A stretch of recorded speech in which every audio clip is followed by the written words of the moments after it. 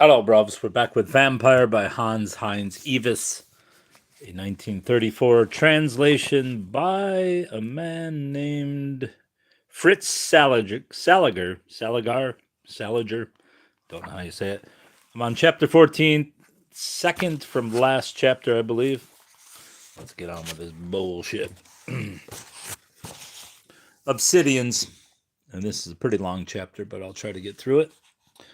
Obsidians. In those days, he recorded his observations in a sort of diary which he always kept carefully locked away and took out only when he was alone and sure there would be no intrusion. Then he would make his entries. He began with a story of his disease. He searched his memory for the smallest detail, probing into the innermost recesses of his mind for any fact that might have some connection with his mysterious affliction. First, he wrote everything down at random as it came to his mind and then went over his entries, arranging them in the proper sequence and searching for the connecting links. It had all started in Europe, many months before he started out into the world. He had been restless and impatient, his nerves irritated, longing for something that had slumbered within him since. No, he did not know since when. He could well remember a time, however, when this thing had not been there, when he enjoyed what the moment offered, strongly and simply, like an animal living only in the present. Slowly, this thing grew, very slowly and gradually, until it took complete possession of him, that had caused his restlessness, and in the end had driven him away from Europe. But as soon as he left Europe behind him, he became quiet and still, and for a time the thing in him seemed shut up as if in a shell. When he drank in the torrid heat of when he strayed through forgotten cities buried by the jungle, when he breathed the solitude of the deserts, and when his longing bathed in the infinity of the ocean, then he was at rest and could amass new strength for more years at home. He had done it once, twice, and again, and every time he had come back well and strong, his muscles hard as steel. Looking back now, it did not seem like a disease, at most, like a disposition, a soil in which something poisonous might grow, and his old remedy had always helped, even the last time, because he had been well again, or almost well, on that day in Antofagasta. Only some little thing had remained, something soft, something strange and wild and untamed, on the day on which he watched the sea lions chasing the schools of herring and diving into the silver waves in the harbor of Antofagasta. The day when a streak of lightning flashed across the sky at home, and the whole world rang with a single cry that was taken up and carried over land and under water and through the air, the wild cry of the assassination at Sarajevo. Then came the fever ship and the Yellow Death, the slow trip up the west coast, and the quick dash across the United States, and then the war. War! He would not remember having shown any symptoms then. If he had really been sick even then, and if the poison germs had already been within him, they must have been dormant, or else he had not noticed them, blinded as he was by the flashes of cosmic lightning that struck all around him and all over the world. He had felt really sick for the first time in New York in those weeks after he had found her again, Lottie Levy. And this much was certain: his disease had something to do with that woman, with other women too, perhaps, but certainly with her.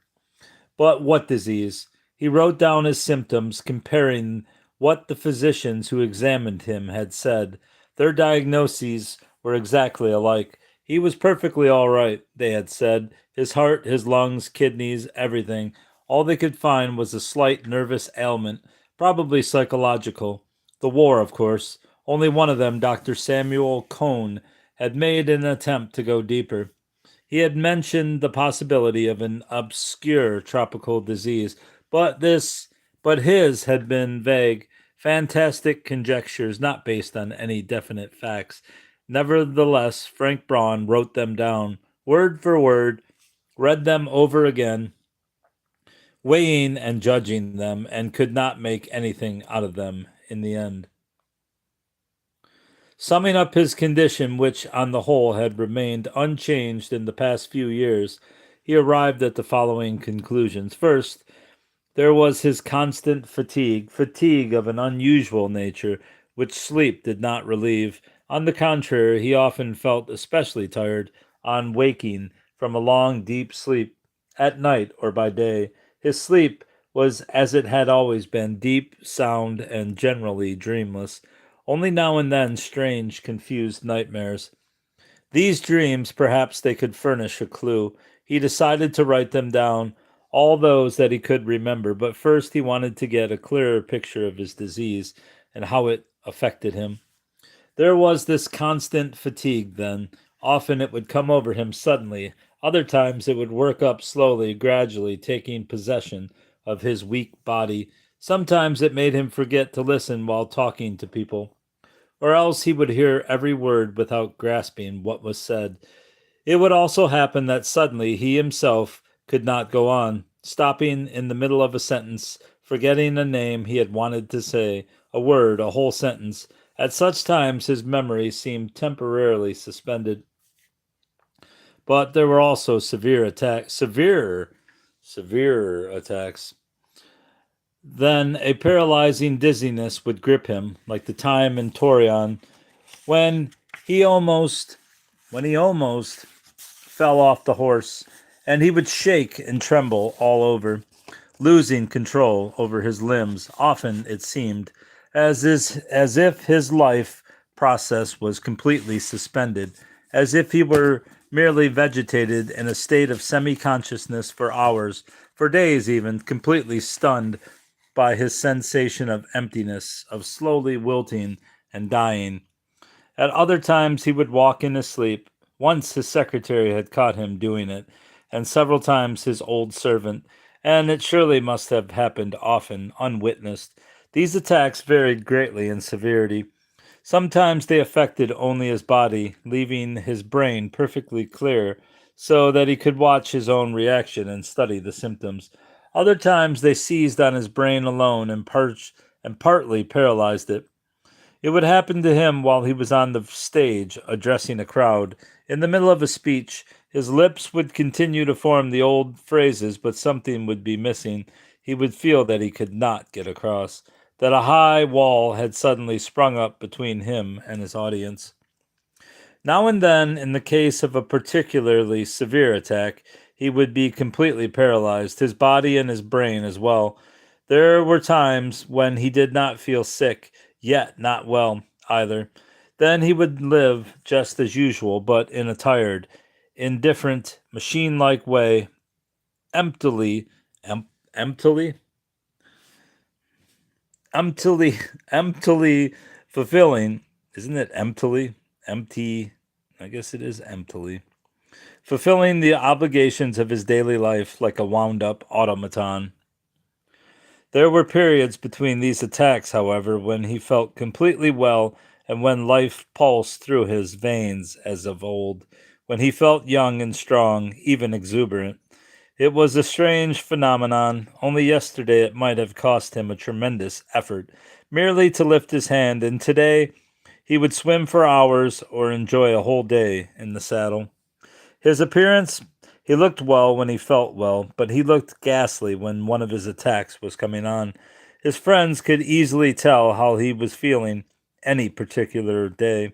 He looked like sour beer, Roscius had once said, and at those times he looked not only sick, something else, something strange would then show in his face, something that other people did not notice. Suddenly Frank Braun would come face to face with it, like the other night, on Christmas Eve in front of Cartier's window when the dancer came out of the shop. It was something eerie indeed, something that was not usually in his face.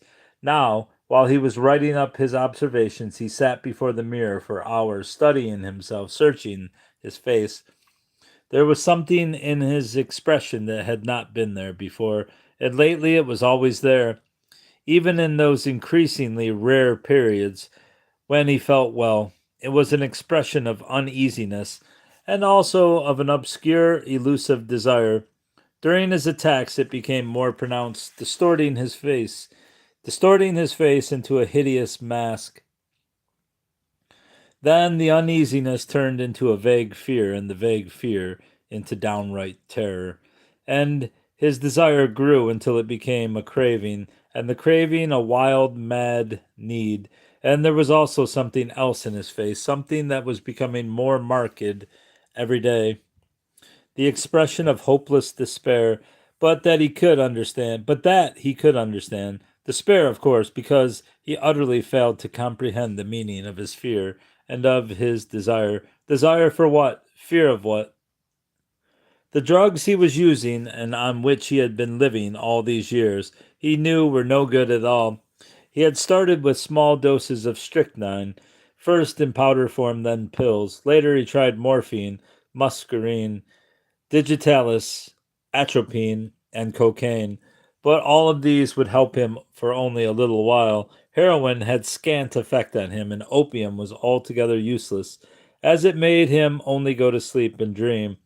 And when he awoke from an opium sleep, he felt worse than before. Arsenic kept him fresh for several hours, however, and also mescal, if he took it in small doses. But these drugs could at best postpone an imminent attack. Thought arsenic and all those things would kill you if you took them daily. Never prevent it. They might make him into the semblance of a normal human being for a day, for a week even, but no more. They might save an evening for him when he had to make a speech, might give him strength for a long horseback ride. They lent him a nervous strength, but only to leave him more completely exhausted.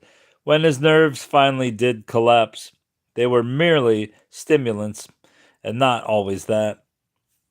It was probably imagination that he believed human touch could help him. He dismissed this idea as autosuggestion, and yet, when he almost fell off the horse, that time in the gates of Villa's garden, Pancho Villa. Why he went and saw Pancho Villa, no one knows here, but when the reins fell out of his hands and he slumped forward in the saddle, the vigorous touch of the officer's hand had revived him. He remembered clearly how strongly he had felt the warm pressure, how he had instantly regained consciousness, his thighs again gripping the horse, his hands again taking up the reins. And that time in Philadelphia when he had debated against Miss Livingstone, he had felt completely drained and worn out, but had drunk new strength from the diva's sensuous lips. And in Ivy's case, too, the mere touch of her young body had endowed him with strength. The more tender she had been, the closer her naked body pressed against his, the more surely he had felt life resurging in his own body. He had the same feeling, only infinitely stronger, with Lottie. If her cheek only brushed against his own, if her small hand softly nestled in his, her pulse, the beating of her blood, if he closed his eyes, he could still feel it. Still feel it. Feel it? Was there nothing more? He again closed his eyes carefully, scrutinizing the sensation it gave him. Feel it? Did he really feel it? Was there not much more to it? Did he not desire something? The more he thought about it, the more it confused him. In the end, he dismissed the whole idea, this fantastic hypothesis that human touch could have any effect on his disease. Imagination, autosuggestion. Tropical anemia perhaps, that was a theory that had much in its favor. His constant fatigue, his desperate lassitude, this feeling of wilting away, of vegetating in a state of semi consciousness, these sudden lapses of memory, this shaking and trembling when his limbs refused to obey him, and his lack of breath, the beating of his heart, like a ship's screw out of water. But he was not at all anemic. He had enough blood, plenty of red blood, corpuscles full of hemoglobin and oxygen, and his lips, his gums, his eyes, all very healthy, with not a trace of anemia. Nor did his dreams furnish him a clue. although when comparing them, he was struck by the fact that they were all very much alike. After a close analysis, he decided, however, that the form of his dreams was determined simply by the nature of the drug he had taken, muscarine or mescal, or whatever it might happen to be, while their contents were merely a vaguely distorted picture of his condition. There were dreams in which he saw red, which were not caused by any drug or poison. These dreams, with their madly jumbled pictures, sometimes stupid ones, of past events, were always based on the same two emotions, fear and desire. So far he was groping in utter darkness. Things cleared a little only when Lottie was concerned, and only one concrete fact stood out as any tangible evidence: Lottie's knives. When he went to Mexico, she had given him a knife with a spotlessly clean blade, and in her message she had said, "Carry it for my sake. Don't use it unless you have to. Bring it back to me, the way it is. It will not mean anything to you. To me, it will mean everything." He had obeyed her whim, carrying the knife in the breast pocket of his shirt, as she had asked him. The knife had a platinum handle, and on it were engraved two constellations, Scorpio and Cancer. She obviously attributed some special significance to them. She had said that the knife would show her when he was unfaithful to her. She had said that, but it probably was a lie, and she had something entirely different in mind.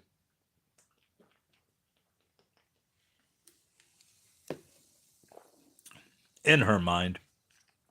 Because he was unfaithful to her with Amy Brightower at the party of the moon ladies, and Lottie's knife had remained clean. And she had not seemed a bit perturbed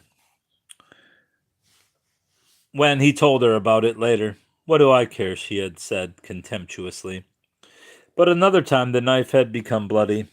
On the day, on the day Dolores Echevarria came to see him in New York, and yet he could have sworn that he had not stirred from his sofa all afternoon, that he had lain there quietly, fast asleep, dreaming strange mescal dreams. Yet Lottie would not believe that. Her knife had been stained with blood, and so he must have been guilty. But if that were true, he must have got up from the sofa while fast asleep, and must have, unconsciously. No, Lottie herself had told him that she had had the dancer examined, and that the doctor's report had been Virgo intacta. Whatever superstition, whatever fantastic ideas she might have had about this knife, it could not possibly have had anything to do with whether he was faithful to her or not. And Lottie Van Ness had lied to him another time. She asked Dr. Cohn to bring her a complete set of surgical instruments with sharp little knives and scissors and pincers, telling him she wanted them for her feet. There he could prove that she had lied, because Lottie Levy never had a corn in her life. She lied a third time, the time he found her wearing the seal ring with the crest of Madgeburg. "My mother is from Madgeburg," Lottie had explained. "That is why I bought it."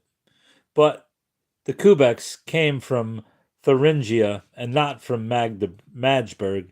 It was the picture on the ring that had intrigued her, the pelican cutting open her breast to feed her young with her own blood, and with this stone she sealed all her letters to him. Didn't the same idea recur, to drink blood from a living body? She had certainly spoken the truth when she told Dr. Cohn that she would probably not need the instrument case now. Of course not, because that very day Ivy Jefferson had taken Frank Braun away from her. She had kept the black case, however. Later, perhaps, she had said. Later. That was when he would return to her. Later. That was now. But these were not her only instruments for cutting and stabbing. He remembered the night when she had offered him the sleeping draught, which she had finally drunk herself. He had noticed a number of other knives on her night table, open knives with sharp, shiny blades. He had intended to watch them, and for many hours he had lain in bed trying to keep awake. But finally he too had fallen asleep and forgotten the knives. On rising in the morning, however, there had been blood on Lottie's pillow. He had no doubt that the knives played a part in the fool's game, in which Lottie had the main role, and in which he somehow played a highly involuntary one, and a very passive one at that, a suffering one. It was only natural that her knives should appear also in his dreams. Now I lost my spot. Then the small blade which she had given him would grow into a long, strong knife, and which he defended himself against weird assailants. Sometimes also he would get up at night, open his little knife, and walk over to his dressing table and play with the razor blades, like the time young Roscius had found him walking in his sleep. And there was another symptom. He always saw blood when he was awake, and when he was asleep, always and always red blood. Red roses that dropped down from galleries.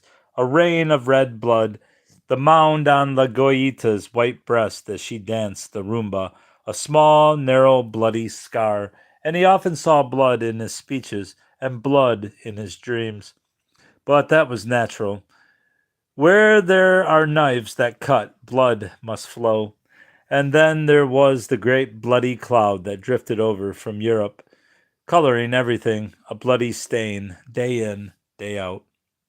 The time was red with blood, and this was perhaps the explanation that his thoughts, which were occupied so much with blood when he was awake, followed him into his sleep and colored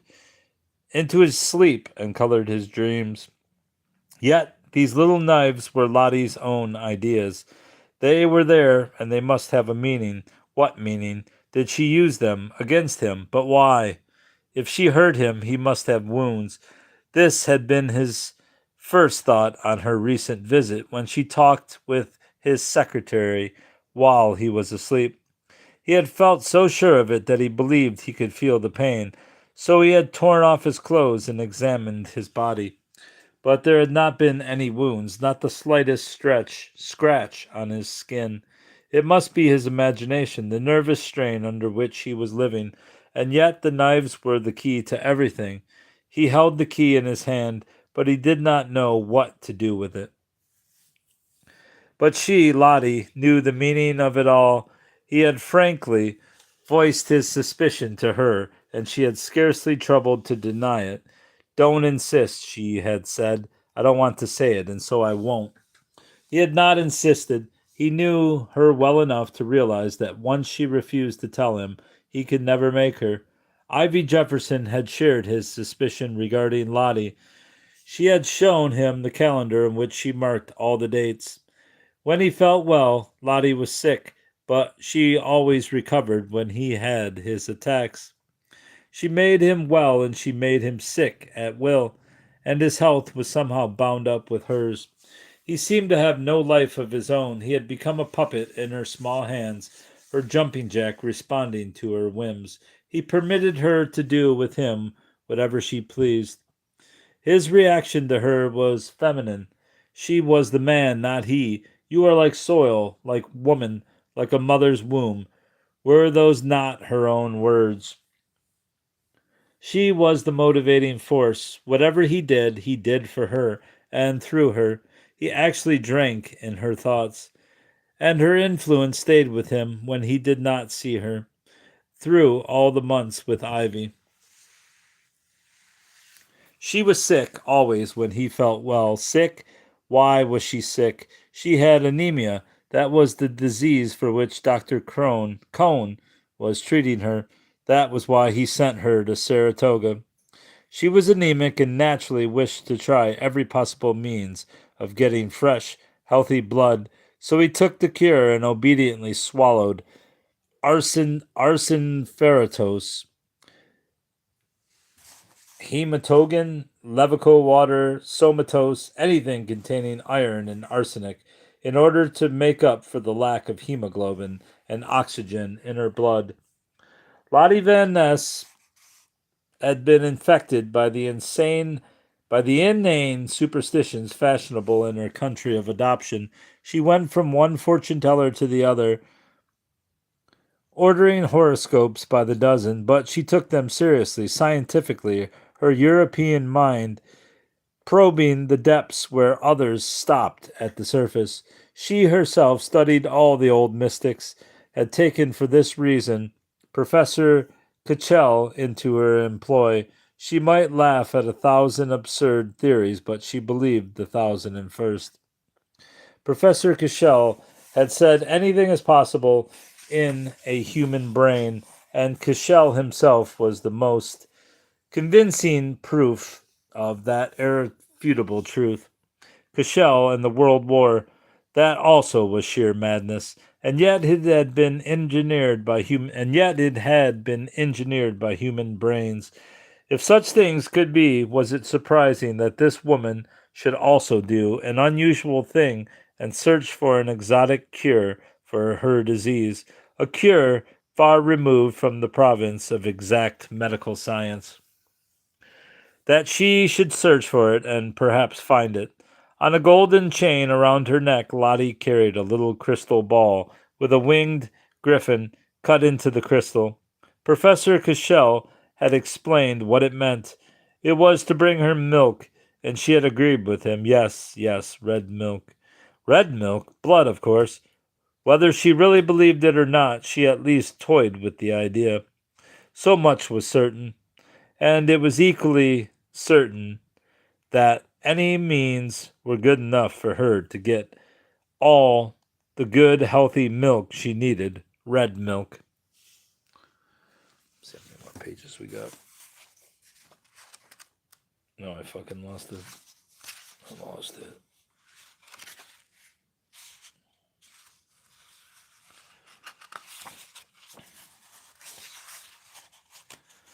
I lost my spot. I think it's in the 40s, isn't it? Yes. 48, so we got 20 more pages. Jesus Christ. So that means I'll read about 4 more. Maybe about halfway through. Then Frank Braun remembered Dr. Cashell's lecture on Labartu, the old myth of the star goddess who steals the sun child and later dismembers it. This mad, age-old story that had survived thousands of years and had come to new life in many different countries and among many different people. Babylon's Labartu, Sidon's Astarte, the Indian Durga, always the same goddess in Rome and Carthage, in Asia, Africa, and Europe, a goddess who found always new followers, new priests and priestesses, and one who always demanded new victims for her bloody cult. And finally, the cult of the goddess had found its way to America. Had not he, Frank Braun, seen with his own eyes how the beautiful negress Adelaide, the blue priestess insignia on her forehead, had slaughtered her own child in the voodoo temple at Petit Gove, how she had sacrificed it to her goddess, whom she called Dame Pedre, how she had strangled the child to death, cut its jugular vein, and drunk its blood. That was she, the Mamaloi, mother and queen. That was no fabric of his imagination, no illusion of his overworked nerves. It was the naked truth, and it had happened in this enlightened age. In this marvelous age that racked its brain seeking new and better ways of slaughtering human beings to make the blood flow in a continually mounting torrent, carrying out the slaughter on water and under it, on land and high above it. Wholesale murder wherever one looked, a heyday for the terrible goddess. No, what the Mamaloi had done was nothing strange in this age. Anything was possible in a human brain. And why could not Lottie Van Ness do what the Mamaloi had done? The words of the erudite baron still sounded in Frank Braun's ears, and if this kind and beautiful lady here, if Mrs. Van Ness, should suddenly reveal herself tonight as the wildest priestess of Baltus, if she should dismember young boys and drink their red blood, I would not regard it as anything extraordinary, considering my own experiences. I would regret it, but as a scientist, I would conclude the interesting case in my treatise simply as another example of the age-old Labartu cult. The kind and beautiful lady was Lottie Van Ness. It had seemed possible to Dr. Cashel, possible, but to Frank Braun it not only seemed possible, but probable, more, almost certain. But if she was Labartu, if she was another blood countess and voodoo priestess, then he must be her victim, and she was undoubtedly using a new method instead of the old ones that the professor had described. She was a modern woman, and therefore her methods must be modern too. No quick slaughtering of her victim, not for her. She preferred a slow, cruel game. Why had she selected him of all men? It must be because she loved him. Was it not the foremost desire, the greatest thrill of an all consuming lust, to hurt what one loved best? She was his mistress. She was also his sister and mother. Her dear boy, she called him, her only child. She sang him to sleep with sweet lullabies. If all this was true, if she was Astarte, then he was the dismembered child. And this would explain at least one thing, his constantly growing fear, the terror that had stamped its mark upon his face and had taken complete possession of him. Now he even transmitted this terror to other women. This fear made him bolt from Lottie's bed, as he had run away from the diva that night in Philadelphia. This fear and terror within him had protested against being alone with Ivy, had compelled him to invent excuses and lies so he would not have to be with her. But now he was at the bottom of this fear. Only his knowledge did not help him much. He had established one fact, the phenomenon Lottie Labartu. He also had another fact, Lottie's anemia, and he had the concrete and tangible existence of her knives. But it still remained a puzzle of which many pieces were missing, and he was unable to find them. Involuntarily, he turned again to Dr. Cohn's fantastic theory. The physician had suggested that it was Frank Braun himself who might be the unwitting cause of it all, but if this theory was correct, it would apply even more to Lottie. She too had been in the South Seas on the Solomon Islands. True, he had malaria in all its symptoms, and the Anopheles parasites had once ravaged his blood, but he had taken quinine by the pound and gotten rid of the disease at last. She, however, denied she ever had it. This was suspicious. Cannibalism is a disease, the physician had explained. It is caused by insect bites. No, by the poisonous bite of some small mammal, a bat or a flying dog, a latent disease that creates a hunger for human meat, a mad thirst for human blood, and it would then have the same effect as the bite of a rabid dog that transfers rabies to its victims and make them bite anything they can get their teeth into, like running amok. Possible? Yes, that too was possible, just as possible as Dr. Cashell's theory.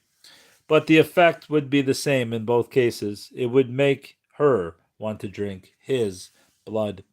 One point, however, did not fit in with this theory. How did this explanation apply to other women?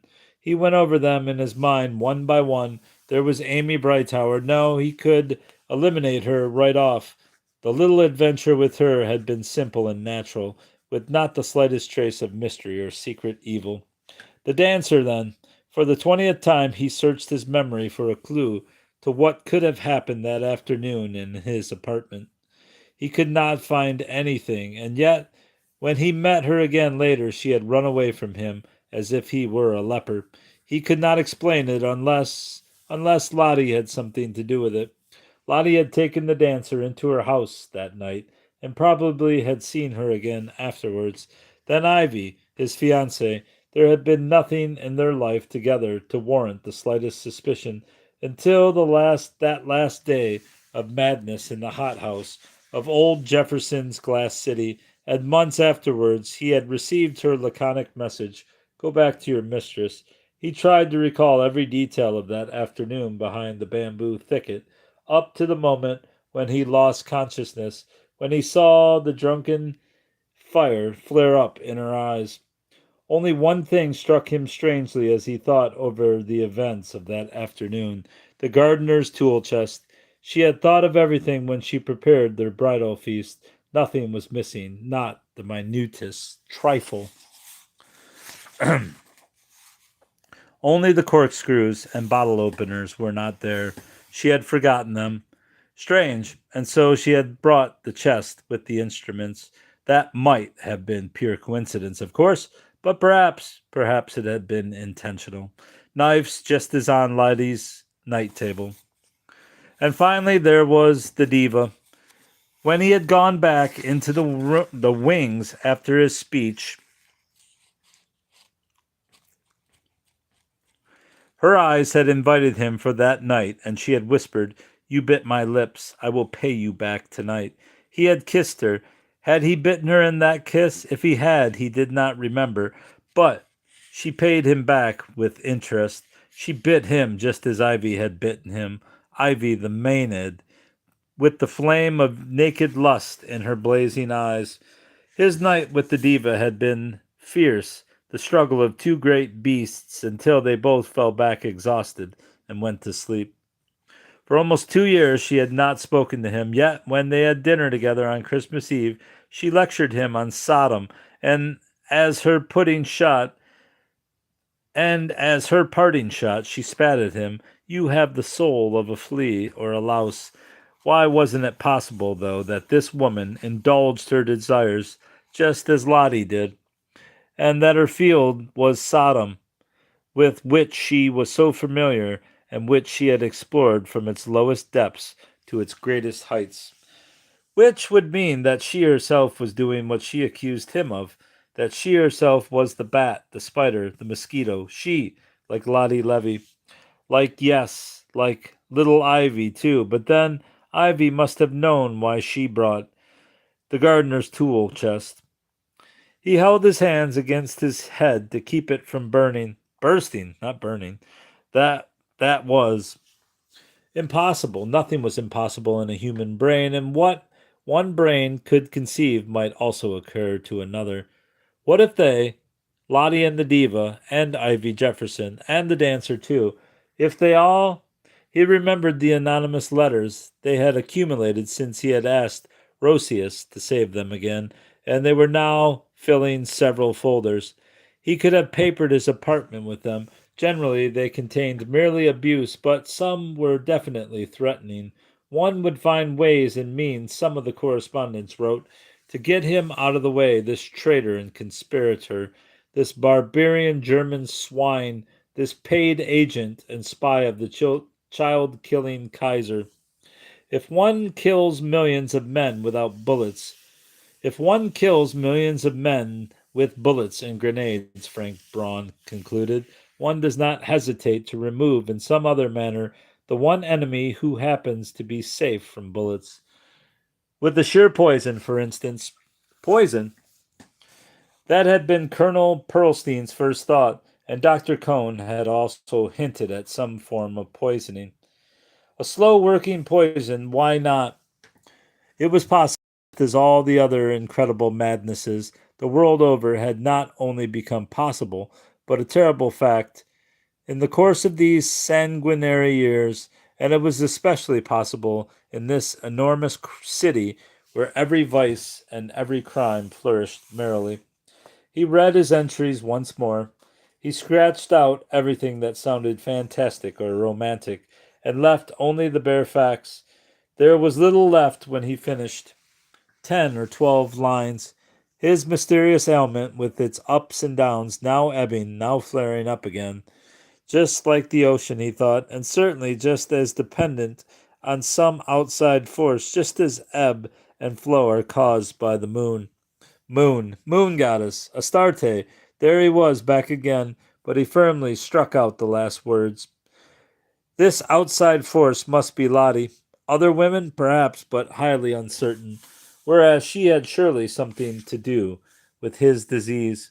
She caused ebb and flow in him, caused his well-being as she caused his sickness. And the third fact, perhaps the key to everything, were her knives. It might be any of the three factors alone. It might be all three combined. He underlined the perhaps and the might.